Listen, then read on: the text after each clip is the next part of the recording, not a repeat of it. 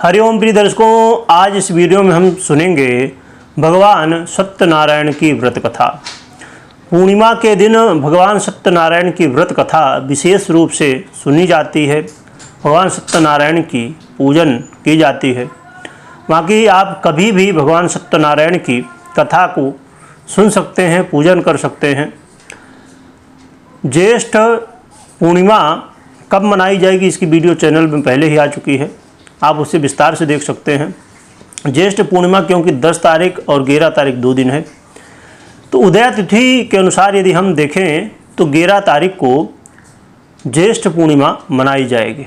बाकी ये सुबह यानी कि मध्याह्न काल शुरू होने से थोड़ा ही पहले 11:30 बजे से ही पूर्णिमा आ जाएगी, 11:35 से 10 तारीख को, और फिर 11 तारीख को दोपहर में 1:15 बजे तक रहेगी।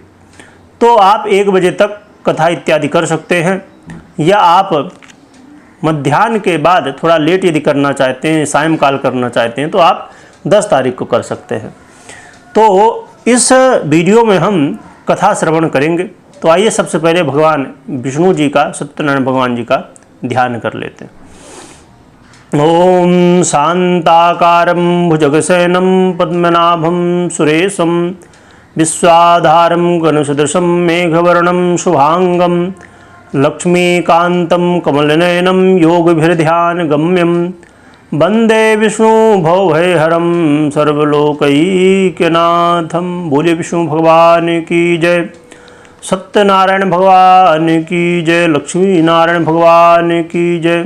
आइए सुनते हैं सत्यनारायण भगवान की कथा का पहला अध्याय। ओम श्री गणेशाय नमः। व्यासुवाचो। श्री व्यास जी ने कहा, एक समय नैमिषारण्य तीर्थ में शौनक आदि सभी ऋषियों तथा मुनियों ने पुराण शास्त्र के वेता श्री सूत जी महाराज से पूछा। ऋषियों ने कहा, हे महामुने, किस व्रत अथवा तपस्या से मनोवांछित फल प्राप्त होता है, उसे हम सब सुनना चाहते हैं, आप कहें। सूत जी कहते हैं, इसी प्रकार देवर्षि नारद जी के द्वारा भी पूछे जाने पर भगवान कमलापति ने उनसे जैसा कहा था उसे कह रहा हूँ, आप लोग सावधान होकर सुने।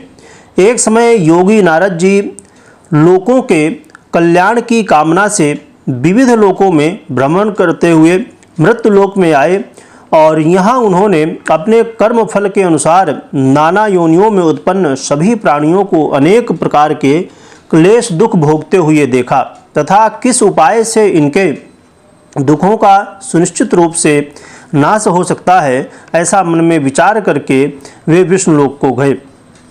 वहाँ 4 भुजाओं वाले और शंख चक्र गदा पद्म तथा वनमाला से विभूषित शुक्ल वर्ण भगवान नारायण का दर्शन कर उन देवाधि देव की वे स्तुति करने लगे। नारद जी बोलते हैं, हे वाणी और मन से परे स्वरूप वाले, अनंत शक्ति संपन्न, आदि मध्य और अंत से रहित, निर्गुण और सकल कल्याणमय गुणों से संपन्न, स्थावर जंगात्मक निखिल सृष्टि प्रपंच के कारणभूत तथा भक्तों की पीड़ा नष्ट करने वाले परमात्मन, आपको नमस्कार है। स्तुति सुनने के अनंतर भगवान विष्णु ने नारद जी से कहा। भगवान कहते हैं, हे महाभाग, आप किस प्रयोजन से यहाँ आए हैं, आपके मन में क्या है, कहिए, वह सब मैं आपको बताऊंगा। नारद जी बोलते हैं, हे भगवान, मृत्युलोक में अपने पाप कर्मों के द्वारा विभिन्न योनियों में उत्पन्न सभी लोग बहुत प्रकार के क्लेशों से दुखी हो रहे हैं। हे नाथ, किस लघु उपाय से उनके कष्टों का निवारण हो सकेगा, यदि आपकी मेरे ऊपर कृपा हो तो वह सब मैं सुनना चाहता हूँ, उसे बताएं। भगवान कहते हैं, हे वत्स, संसार के ऊपर अनुग्रह करने की इच्छा से आपने बहुत अच्छी उत्तम बात पूछी है। जिस व्रत के करने से प्राणी मोह से मुक्त हो जाता है, उसे आपको बताता हूँ, सुने। हे वत्स, स्वर्ग और मृत्युलोक में दुर्लभ भगवान सत्यनारायण का एक महान पुण्यप्रद व्रत है। आपके स्नेह के कारण इस समय मैं उसे कह रहा हूँ। अच्छी प्रकार विधि विधान से भगवान सत्यनारायण का व्रत करके मनुष्य शीघ्र ही सुख प्राप्त कर परलोक में मोक्ष प्राप्त कर सकता है। भगवान की ऐसी वाणी सुनकर नारद मुनि ने कहा, हे भगवान, नारद जी बोलते हैं, हे प्रभो, इस व्रत को करने का फल क्या है, इसका क्या विधान है, इस व्रत को किसने किया और कब इसे करना चाहिए, यह सब विस्तार पूर्वक बतलाइए। भगवान कहते हैं, हे वत्स, यह सत्यनारायण व्रत दुख शोक आदि का शमन करने वाला, धन दान की वृद्धि करने वाला, सौभाग्य और संतान देने वाला तथा सर्वत्र विजय प्रदान करने वाला है। जिस किसी भी दिन भक्ति और श्रद्धा से समन्वित होकर मनुष्य ब्राह्मणों और बंधु बांधवों के साथ धर्म में तत्पर होकर भगवान सत्यनारायण की पूजा करे, नैवेद्य के रूप में उत्तम कोटि के भोजनीय पदार्थों का सवाया मात्रा में भक्तिपूर्वक अर्पित करना चाहिए। केले का फल, घी, दूध, गेहूं का चूर्ण अथवा गेहूं के चूर्ण के अभाव में साठी चावल का चूर्ण, शक्कर या गुड़ या यह सब भक्ष्य सामग्री सवाया मात्रा में एकत्र करके निवेदित करना चाहिए। बंधु बांधवों के साथ श्री सत्यनारायण भगवान की कथा सुनकर ब्राह्मणों को दक्षिणा देनी चाहिए। तदंतर बंधु बांधवों के साथ ब्राह्मणों को भोजन कराना चाहिए। भक्तिपूर्वक प्रसाद ग्रहण करके नृत्य गीत आदि का आयोजन करना चाहिए। तदंतर भगवान सत्यनारायण का स्मरण करते हुए अपने घर जाना चाहिए। ऐसा करने से मनुष्यों की अभिलाषा अवश्य ही पूर्ण होती है। विशेष रूप से कलयुग में पृथ्वी लोक में यह सबसे छोटा सा उपाय है। जय जय स्कंद पुराणे रेवाखंडे अंतर्गत श्री सत्यनारायण व्रत कथायां प्रथमोऽध्यायः। श्री कृष्ण गोविंद हरे मुरारे, हे नाथ नारायण वासुदेव, हे नाथ नारायण वासुदेव, हे लक्ष्मी नारायण वासुदेव। बोलिए सत्यनारायण भगवान की जय, लक्ष्मी नारायण भगवान की जय। प्रिय दर्शकों, अब हम बढ़ते हैं दूसरे अध्याय की ओर।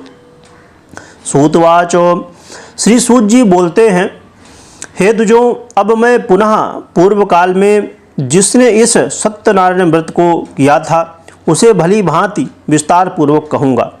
रमणीय काशी नामक नगर में कोई अत्यंत निर्धन ब्राह्मण रहते थे।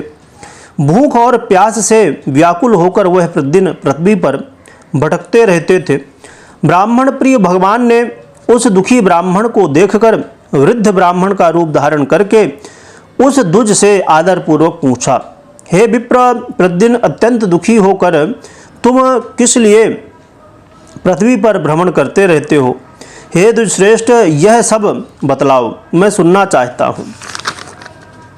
ब्राह्मण बोला, हे प्रभो, मैं अत्यंत दरिद्र ब्राह्मण हूँ और भिक्षा के लिए ही पृथ्वी पर घूमता रहता हूँ। यदि मेरी इस दरिद्रता को दूर करने का आप कुछ उपाय जानते हो तो कृपा पूर्वक बतलाइए। वृद्ध ब्राह्मण रूपधारी भगवान कहते हैं, हे ब्राह्मण देव, सत्यनारायण भगवान विष्णु अभीष्ट फल को देने वाले हैं। हे विप्र, तुम उनका उत्तम व्रत एवं पूजन करो, जिसे करने से मनुष्य सभी दुखों से मुक्त हो जाता है। और व्रत के विधान को भी ब्राह्मण से यत्नपूर्वक कहकर वृद्ध ब्राह्मण रूपधारी भगवान सत्यनारायण वहीं पर अंतर्ध्यान हो गए। वृद्ध ब्राह्मण ने जैसा कहा है वैसा ही मैं करूँगा, ऐसा मन में विचार करके यह सोचते हुए उस ब्राह्मण को रात में नींद नहीं आई। तदंतर प्रातःकाल उस ब्राह्मण ने उठकर सत्यनारायण का व्रत करूँगा ऐसा संकल्प करके वह ब्राह्मण भिक्षा के लिए चल पड़ा। उस दिन ब्राह्मण को भिक्षा में बहुत सा धन प्राप्त हुआ। उसी धन से उसने बंधु बांधवों के साथ भगवान सत्यनारायण का व्रत किया। इस व्रत के प्रभाव से वह श्रेष्ठ ब्राह्मण सभी दुखों से मुक्त होकर समस्त संपत्तियों से संपन्न हो गया। उस दिन से लेकर प्रत्येक महीने उसने यह व्रत किया। इस प्रकार भगवान सत्यनारायण के इस व्रत के प्रभाव से वह ब्राह्मण सभी पापों से मुक्त हो गया और उसने दुर्लभ मोक्ष को प्राप्त किया। हे विप्र, पृथ्वी पर जब कोई भी मनुष्य श्री सत्यनारायण का व्रत करेगा उसी समय उसके समस्त दुख नष्ट हो जाएंगे। हे ब्राह्मणों, इस प्रकार भगवान सत्यनारायण ने महात्मा नारद जी से जो कुछ कहा मैंने वह सब आप लोगों से कह दिया। आगे अब क्या कहूँ। ऋषियों ने कहा, हे मुने, इस पृथ्वी पर उस ब्राह्मण से सुने हुए इस व्रत को किसने किया, हम सब सुनना चाहते हैं। इस व्रत पर हमारी श्रद्धा हो रही है। श्री सूत जी बोले, हे मुनियों, पृथ्वी पर जिसने यह व्रत किया उसे आप लोग सुने।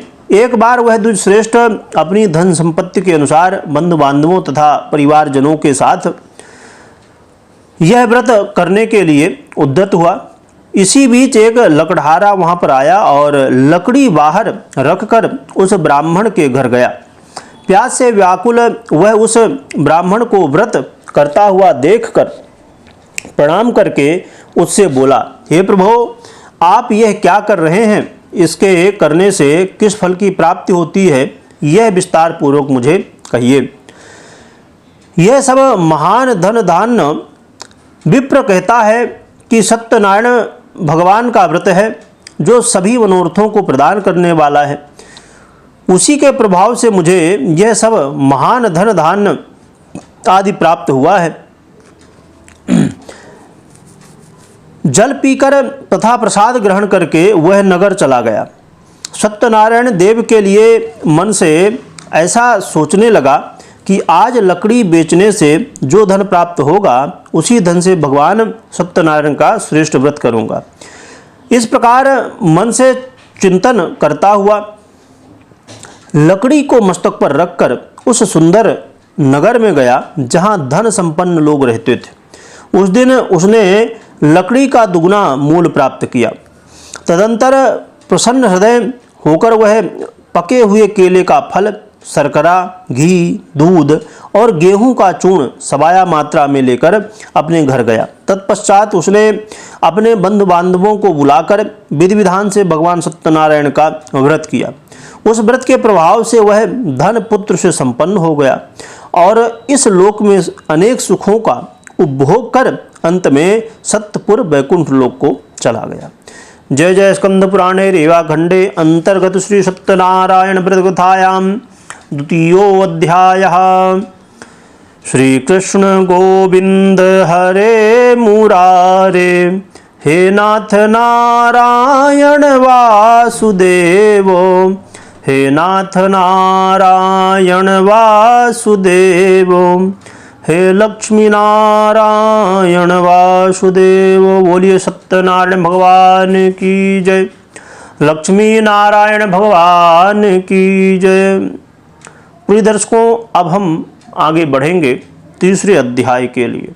यदि आप अपने घर में बैठे हुए हैं और कथा श्रवण कर रहे हैं तो आपको सभी को ये पता ही होगा कि आपके पास यदि तुलसी है तो आप तुलसी ले सकते हैं और जब अध्याय पूरा होता है तो भगवान को अर्पण कर सकते हैं। तुलसी ना हो तो फूल ले सकते हैं, कुछ ना हो तो मात्र हाथ जोड़ सकते हैं। यदि आप कहीं यात्रा में हैं, कहीं अन्य जगह हैं, तो आप मन ही मन भगवान को प्रणाम करें जब अध्याय पूरा हो और कथा श्रवण कर सकते हैं।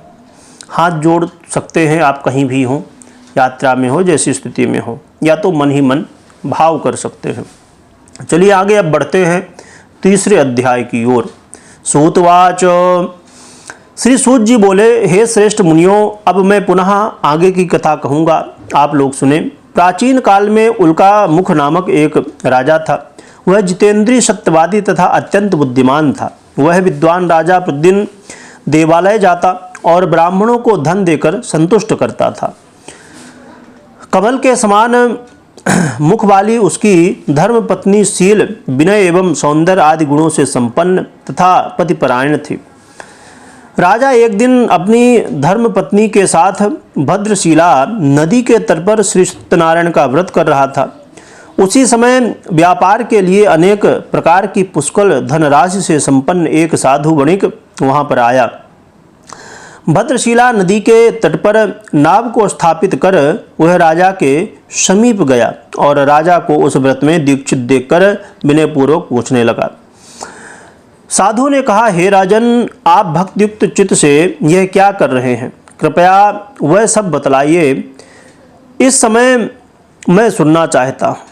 राजा बोला, हे साधो, पुत्र आदि की प्राप्ति की कामना से अपने बंधु बांधवों के साथ में अतुल तेज संपन्न भगवान विष्णु का व्रत एवं पूजन कर रहा हूँ। राजा की बात सुनकर साधु ने आदरपूर्वक कहा, हे राजन, इस विषय में आप मुझे सब कुछ विस्तार से बतलाइए। आपके कथन अनुसार मैं व्रत एवं पूजन करूँगा। मुझे भी संतति नहीं है, इससे अवश्य ही संतति की प्राप्ति होगी। ऐसा विचार कर वह व्यापार से निवृत्त हो आनंद पूर्वक अपने घर आया। उसने अपनी भार्या से संतति प्रदान करने वाले इस व्रत को विस्तार पूर्वक बतलाया तथा जब मुझे संतति की प्राप्ति होगी तब मैं इस व्रत को करूँगा। इस प्रकार उस साधु ने अपनी भार्या लीलावती से कहा।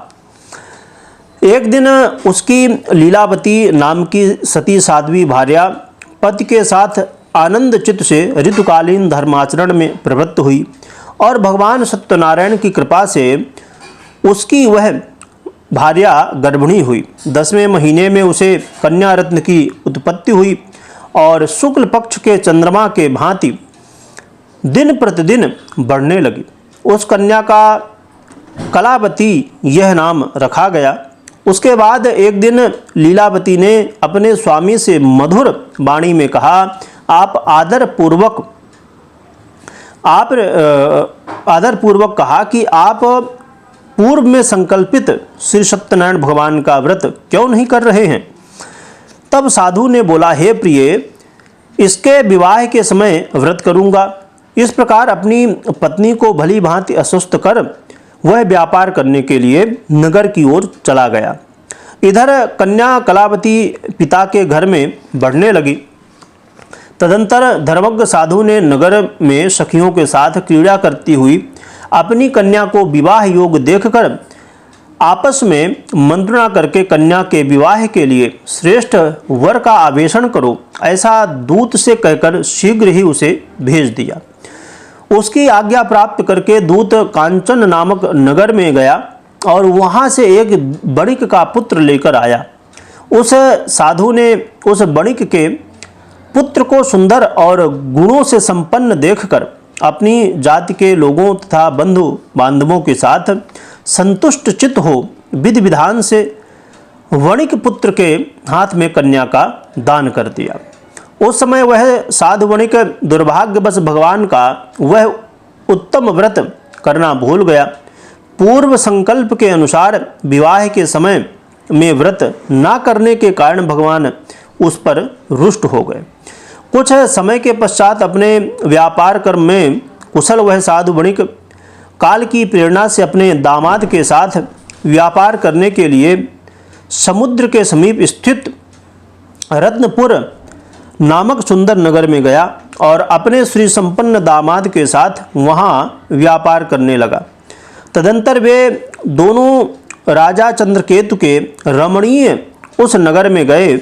उसी समय भगवान श्री सत्यनारायण ने उसे भ्रष्ट प्रतिज्ञ देखकर इसे दारुण कठिन और महान दुख प्राप्त होगा यह श्राप दे दिया। एक दिन एक चोर राजा चंद्रकेतु के धन को चुराकर वहीं आया जहां दोनों वणिक स्थित थे। वह अपने पीछे दौड़ते हुए दूतों को देखकर भयभीत चित्त से धन वहीं पर छोड़कर शीघ्र ही छिप गया। इसके बाद राजा के दूत वहां पर आ गए जहां वह साधु वणिक था।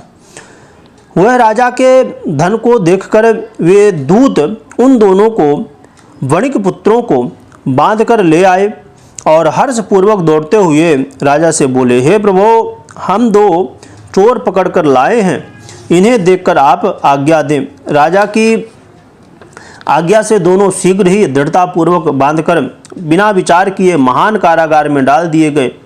भगवान सत्यदेव की माया से उन दोनों की किसी ने बात सुनी नहीं और राजा चंद्रकेतु ने उन दोनों का धन भी ले लिया। भगवान के श्राप से वणिक के घर में उसकी भार्या भी अत्यंत दुखित हो गई और उनके घर में जो सारा धन था वो चोर चुरा ले गए। लीलावती शारीरिक तथा मानसिक पीड़ाओं से युक्त भूख और प्यास से दुखी हो अन्न की चिंता से दर दर भटकने लगी।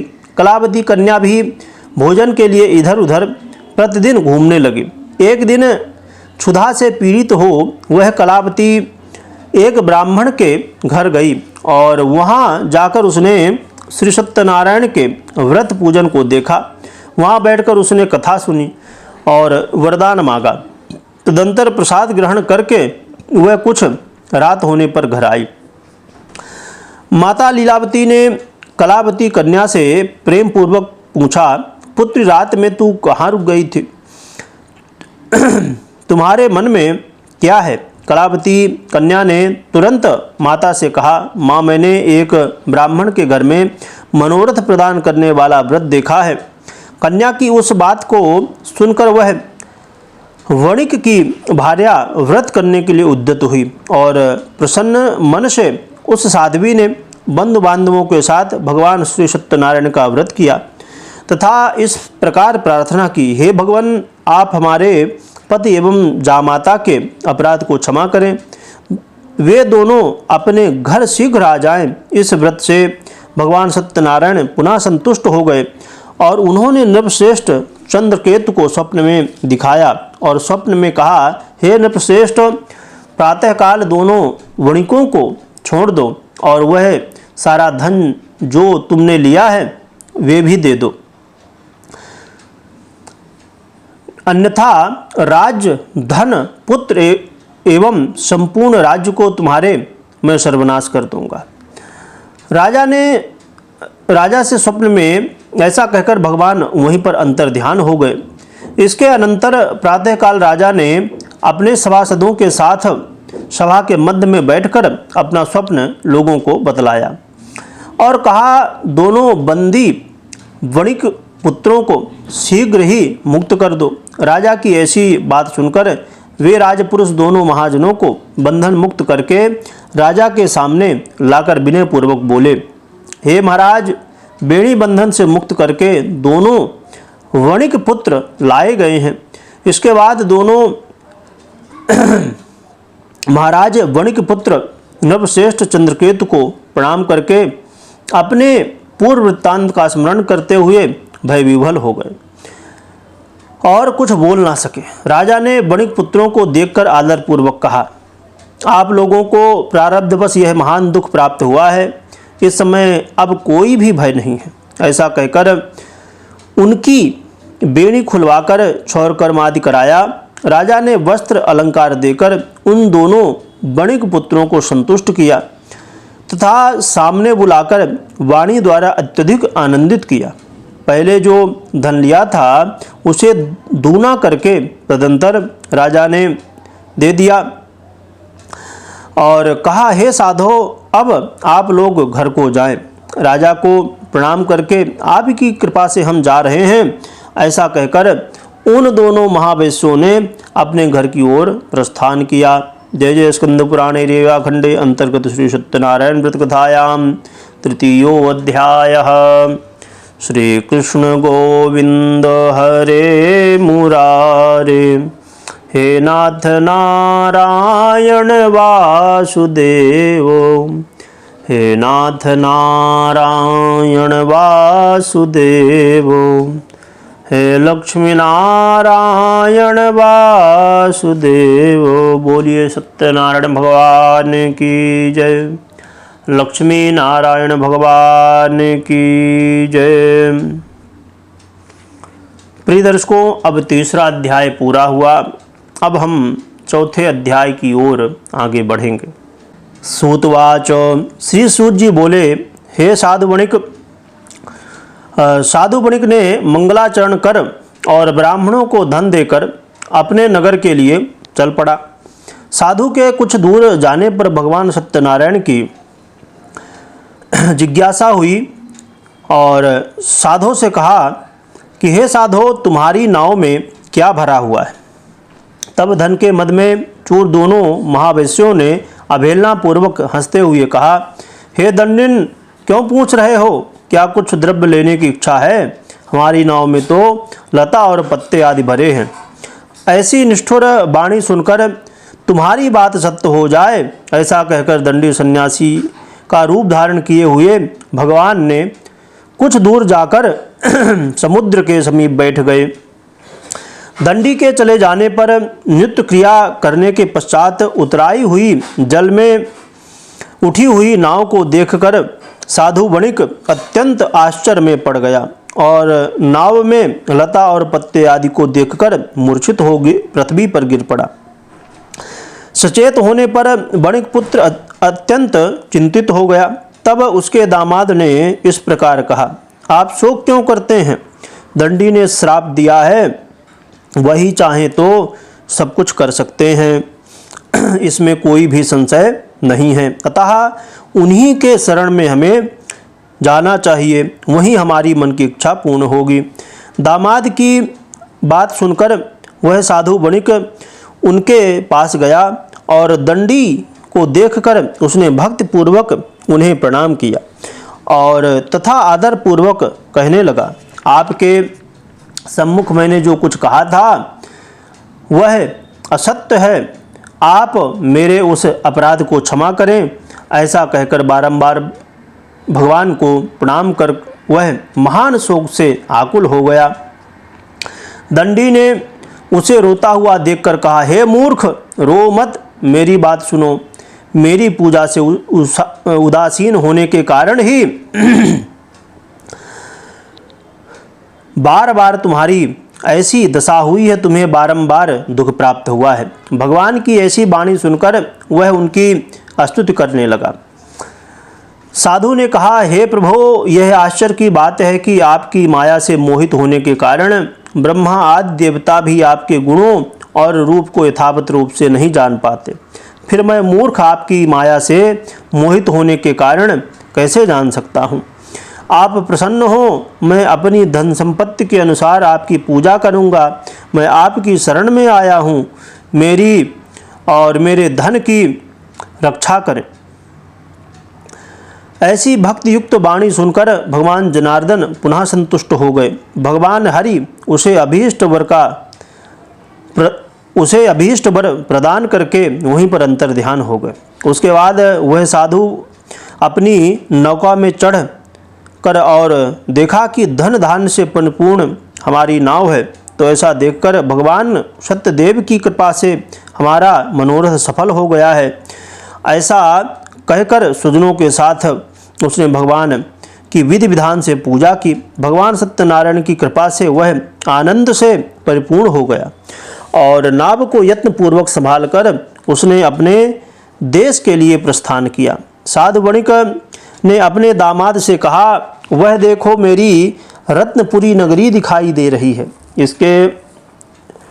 इसके बाद उसने अपने धन के रक्षक दूत को अपने आगमन का समाचार देने के लिए अपनी नगर की ओर भेज दिया।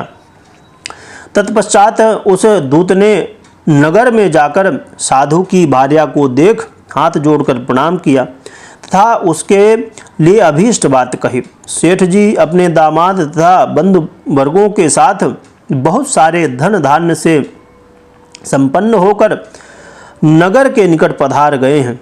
दूत के मुख से यह बात सुनकर वह महान आनंद से विभोर हो गए और उस साध्वी ने श्री सत्यनारायण की पूजा करके अपनी पुत्री से कहा, मैं साधु के दर्शन के लिए जा रही हूँ, तुम शीघ्र आ जाओ। माता का ऐसा वचन सुनकर व्रत को समाप्त करके प्रसाद का परित्याग कर वह कलावती भी अपने पति का दर्शन करने के लिए चल पड़े। इससे भगवान सत्यनारायण रुष्ट हो गए और उन्होंने उसके पति को तथा नौका को धन के साथ हरण करके जल में डुबो दिया। इसके बाद कलावती कन्या अपने पति को ना देख महान शोक से रुदन करती हुई पृथ्वी पर गिर पड़ी। नाव का दर्शन तथा कन्या को अत्यंत दुखी देख भयभीत मन से साधु वणिक ने सोचा, यह क्या आश्चर्य हो गया है। नाव का संचालन करने वाले भी सभी चिंतित हो गए। तदंतर वह लीलावती भी कन्या को देखकर विह्वल हो गई और अत्यंत दुख से विलाप करती हुई अपने पति से इस प्रकार बोलती है, अभी अभी नौका के साथ वह दामाद कैसे अलक्षित हो गया है। ना जाने किस देवता की उपेक्षा से वह नौका का हरण कर लिया गया है, अथवा श्री सत्यनारायण भगवान का महात्म्य कौन जान सकता है। ऐसा कहकर वह स्वजनों के साथ विलाप करने लगी और कलावती कन्या को गोद में लेकर रोने लगी। कलावती कन्या भी अपने पति के नष्ट हो जाने पर दुखी हो गई और पति की पादुका लेकर उनका अनुगमन करने के लिए उसने मन में निश्चय किया। कन्या के इस प्रकार आचरण को देख भार्या सहित वह धर्मज्ञ साधु वणिक अत्यंत शोक संतप्त हो गया और सोचने लगा, यह तो भगवान सत्यनारायण ने यह दामाद के साथ धन धान्य से भरी हुई नौका का अपहरण किया है, अथवा हम सभी भगवान सत्यदेव की माया से मोहित हो गए हैं। अपनी धन शक्ति के अनुसार मैं भगवान सत्यनारायण का पूजा करूंगा। सभी को बुलाकर इस प्रकार कहकर उसने अपने मन की इच्छा प्रकट की और बारंबार भगवान सत्यदेव को दंडवत प्रणाम किया। इससे दीनों के परिपालक भगवान सत्यदेव पुनः प्रसन्न हो गए। भक्त वत्सल भगवान ने कृपा पूर्वक कहा, तुम्हारी कन्या प्रसाद छोड़कर अपने पति को देखने के लिए चली आई है। निश्चय ही इसी कारण से उसका पति अदृश्य हो गया है। यदि घर जाकर प्रसाद ग्रहण करके वह पुनः आए तो हे साधो, तुम्हारी पुत्री पति को प्राप्त करेगी, इसमें कोई संशय नहीं है। कन्या कलावती भी आकाश मंडल से ऐसी वाणी सुनकर शीघ्र ही घर गई और उसने प्रसाद ग्रहण किया और पुनः आकर स्वजनों तथा अपने पति को देखा। तब कलावती कन्या ने अपने पिता से कहा, अब तो घर चले, विलंब क्यों कर रहे हैं। कन्या की बात सुनकर वणिक पुत्र संतुष्ट हो गया और विधि विधान से भगवान सत्यनारायण का पूजन करके धन तथा बंधु बांधवों के साथ अपने घर की ओर चला गया। तदंतर पूर्णिमा तथा संक्रांति सर्वोपरि भगवान सत्यनारायण का पूजन करते हुए इस लोक में सुख भोग कर अंत में सत्यपुर वैकुंठ लोक को चला गया। जय जय स्कंद पुराणे रेवा खंडे अंतर्गत श्री सत्यनारायण व्रत कथायाम चतुर्थो अध्यायः।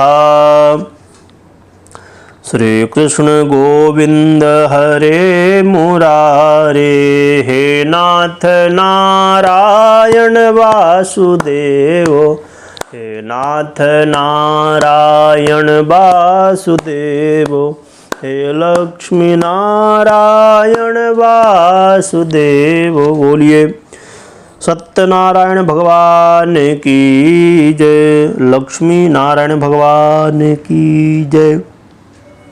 प्रिय दर्शकों, अब हम 5वें अध्याय की ओर आगे बढ़ेंगे और अध्याय के बीच में जो थोड़ा समय मिलता है, थोड़ा सा भगवान का कीर्तन हम करें तो बहुत अच्छा है।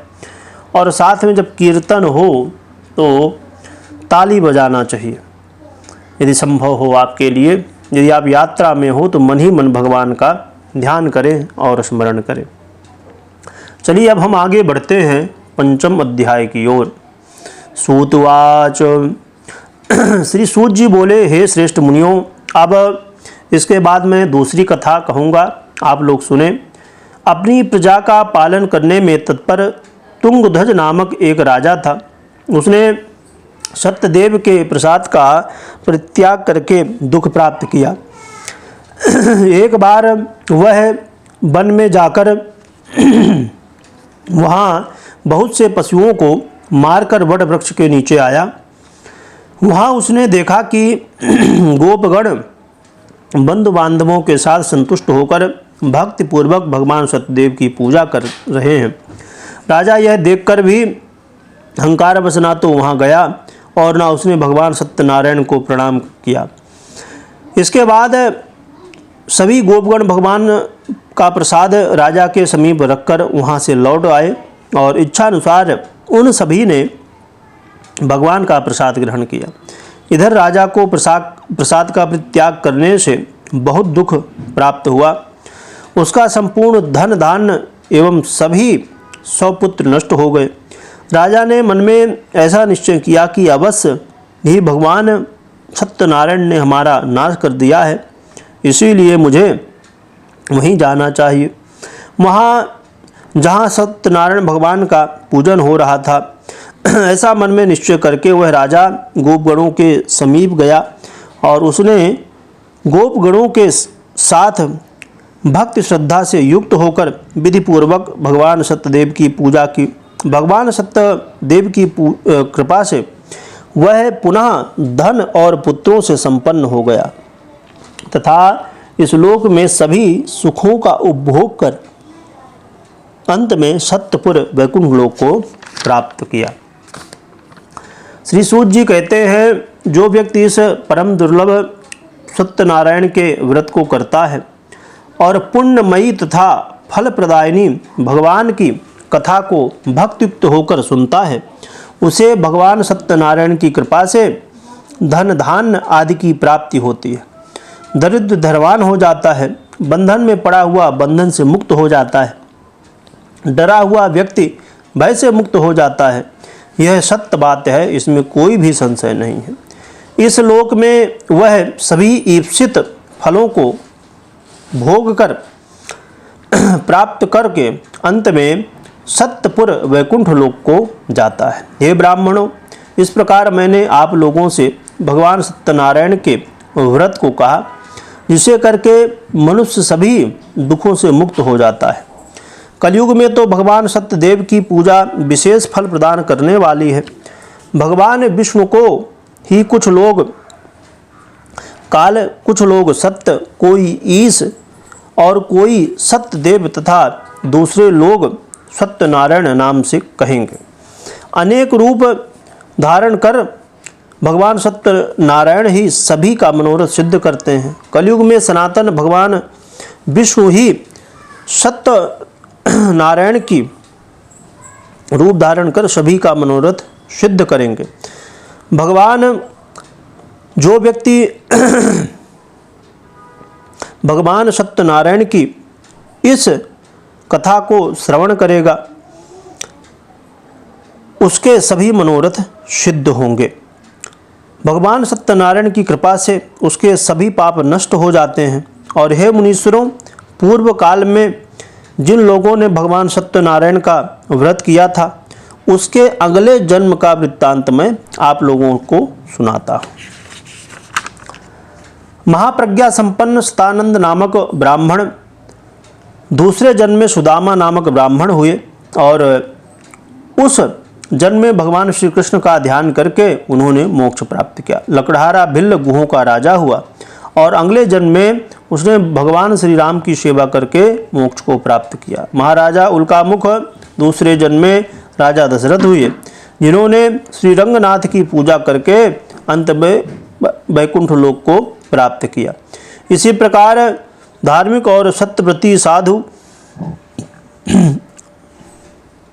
मोरध्वज नामक राजा हुआ और उसने आरे से चीरकर अपने पुत्र की आधी देह भगवान विष्णु को अर्पित कर मोक्ष प्राप्त किया। महाराजा तुंगध्वज जन्मांतर में स्वयं भू मनु हुए और भगवत संबंधी संपूर्ण कार्यों को कर अनुष्ठान कर अनेक प्रकार के अनुष्ठानों को संपन्न करके वैकुंठ लोक को प्राप्त हुए। जो गोपगण थे वे सब जन्मांतर में ब्रजमंडल में निवास करने वाले गोप हुए और सभी राक्षसों का संहार करके उन्होंने भी भगवान का शाश्वत धाम गोलोक धाम प्राप्त किया। जय जय स्कंद पुराणे रेवा खंडे अंतर्गत श्री सत्यनारायण व्रत कथायां पंचमोऽध्यायः। श्री कृष्ण गोविंद हरे मुरारे, हे नाथ नारायण वासुदेवो, हे नाथ नारायण वासुदेवो, हे लक्ष्मी नारायण वासुदेवो। बोलिए सत्यनारायण भगवान की जय। परिदर्शकों, ये हमने 5 अध्याय की भगवान सत्यनारायण की व्रत कथा को श्रवण किया और इसी तरह आप चैनल से जुड़े रहें। पूजा पाठ से संबंधित इसी तरह की संपूर्ण जानकारी, कथा इत्यादि की जानकारी आपको प्राप्त होती रहेगी। कमेंट में जय सत्यनारायण भगवान अवश्य लिखिए और खूब स्मरण करिए। वीडियो देखने के लिए बहुत बहुत धन्यवाद।